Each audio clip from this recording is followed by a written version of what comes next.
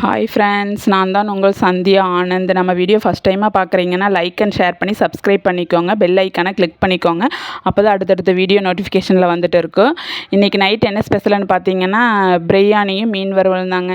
ஏன்னா என் தம்பி பொள்ளாச்சியிலேருந்து வந்திருக்கான். அதனால் அவனே மட்டனும் மீனும் எடுத்துகிட்டு வந்துட்டான். வேணாண்டா இங்கே எடுத்துக்கலான்னு சொன்னதுக்கு கேட்கவே மாட்டான்ட்டான்.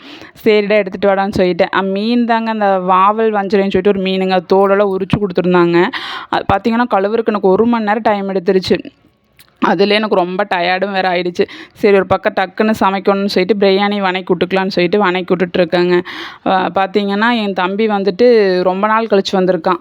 அதனால் அவனுக்கு ஸ்பெஷலாக செஞ்சு தரணும்னு சொல்லிட்டு தான் ரெடி பண்ணிகிட்ருக்கேன். ஒரு பக்கம் மட்டனை வேக வச்சிட்டேன்.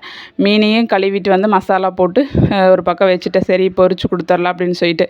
இந்த மீன் தாங்க. இந்த லைட்டு ஏன் என் சமையல் கட்டில் எப்படி இருக்குதுன்னா அந்த க்ரீன் கலர் லைட்டை போட்டுவிட்டாங்க. அதனால தான் இந்த கலரில் தெரியுது. மீன் ஒரு பக்கம் வறுத்துட்டு அது என்னமோ தெரியல. எங்கள் வீட்டில் கடையில் வாங்கிட்டு வந்து சாப்பிட்டாலும் 3 முடிச்சு நாடகத்தப்போ தான் நாங்கள் சாப்பிட்றோம். நேரத்தில் செஞ்சு சாப்பிட்லான்னு சொன்னாலும் அந்த நேரத்தில் சமைச்சாலுமே அந்த 3 முடிச்சு நாடகத்தப்போ தான் நாங்கள் சாப்பாடுக்கு உட்கார்றோம். ஒரு பக்கம் பிரியாணி ரெடி ஆகிடுச்சு. மீன் வறுவலையும் ரெடி பண்ணிட்டேன். எங்கள் வீட்டுக்காரன் என் தம்பியும் அப்புறமா சாப்பிட்டுக்கிறேன்னு சொல்லிட்டு வெளியே உட்காந்துட்டாங்க. சரி நான் குழந்தைங்களுக்கு நானும் எங்கள் அண்ணனும் எல்லாருமே சாப்பிட்டு ஃபஸ்ட்டு குளிச்சுட்டு வரணும், இவங்களுக்கு சாப்பாடு போட்டு கொடுத்துருன்னு சொல்லிட்டு நான் குளிக்க போயிட்டேங்க.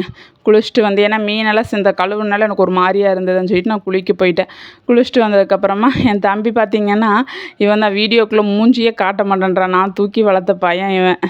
என் தம்பிக்கு ஒரே வெக்கம். எங்கள் சித்தி பார்த்திங்கன்னா கொடுத்துட்ருக்காங்க மரவள்ளிக்கிழங்கு, கேரட்டு ஊட்டி போனாராமா எங்கள் சித்தப்பா. அதனால் கேரட்டெல்லாம் கொடுத்துருக்காங்க. தேங்காய் உக்கூடத்தில் நிறையா இருந்துச்சான். உக்கூடத்தில் கொஞ்சம் வச்சுட்டு இங்கே நான் அளவாக மட்டும் போதுன்னு சொல்கிறங்காட்டிக்கு கொஞ்சம் மட்டும் கொண்டு வந்து கொடுத்துருந்தாங்க.